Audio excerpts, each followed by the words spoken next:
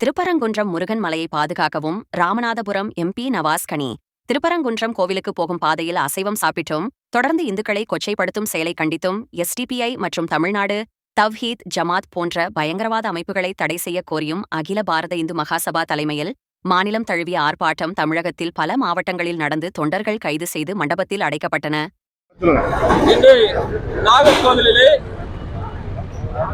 நம்முடைய இந்துக்களுடைய உணர்வான திருப்பரங்குன்றம் முருகன் மலையை சிக்கந்தர் மலையாக மாற்றுவேன் என்று இஸ்லாமிய அமைப்புகளும் எம்பி நவாஸ் கானும் சொன்ன அந்த ஒருமையான நடவடிக்கையை கண்டித்து